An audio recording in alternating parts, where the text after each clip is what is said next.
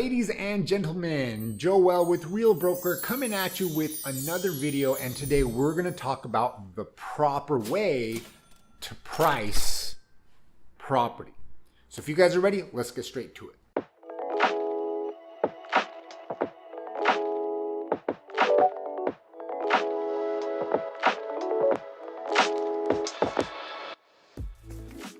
Now, when it comes to pricing property, we have two methods, right? The first method is what we call the left digit theory, and the other method is what we call price bracketing.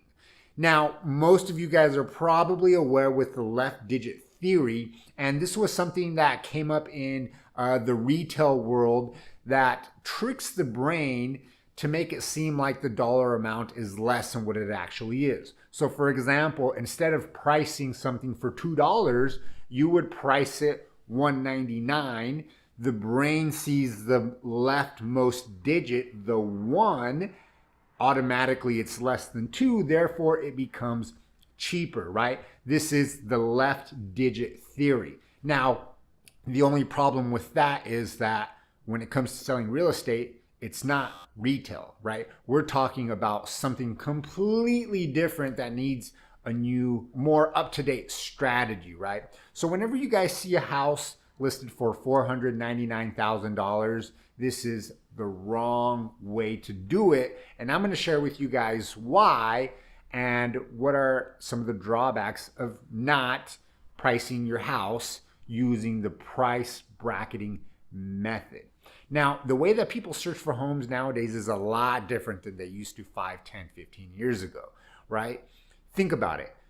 When you go to realtor.com or Zillow.com, you search for properties in whole round numbers, okay? So for example, from 100,000 to 150, or from 400 to 600, or from 475 to 525. Never is it a weird round number like $489,000 to $521,000.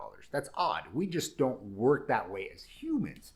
So the way that price bracketing works is we price the property in the next whole round number, okay? Depending on, which strategy you want to go. There are 3 different strategies when it comes to pricing. Okay, but we'll talk about that later. Today, we're talking specifically how to position the home with the list price in a manner that'll cause it to be the obvious choice to get the most amount of attention, right? Because ultimately, the more buyer demand we have will increase the price, right? Now, the way that price bracketing works is whole round numbers. So for example, if I had a property that was listed for $500,000, right? We have 2 price brackets around $500,000.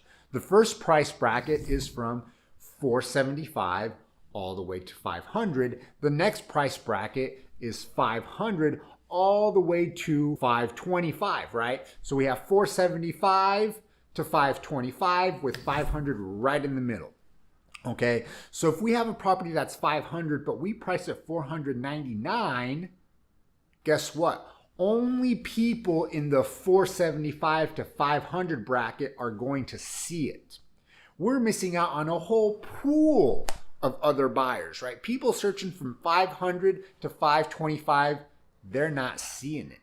So by literally adjusting your price $1,000 or $100, depending, how you left digit theory it, you could literally double the exposure, right? Everybody in the lower price bracket, your property to them is going to be the Taj Mahal, right? It's going to be the greatest thing since sliced bread, right? Because it's typically a lot nicer than the properties in their lower range, right? Because now we're looking at these people's upper range. Now, the folks looking from 500 to 525, your property is now the best deal possible. You see? So that is price bracketing, and using price bracketing is extremely important to help generate buyer demand, to help get the most amount of eyeballs on your property, in turn getting you the highest dollar amount possible. So if you guys have been thinking about selling your property and are not sure or are interviewing agents, I'd love the opportunity to apply for the job, to have a formal interview with you, share strategies aside from just price bracketing that'll cause your home to sell for a premium, and then you guys can simply decide if working with me is a good idea. Maybe it is, maybe it's not, maybe we're a good fit, maybe we're not. Either way, no big deal. Joel with Real Broker. Until next time.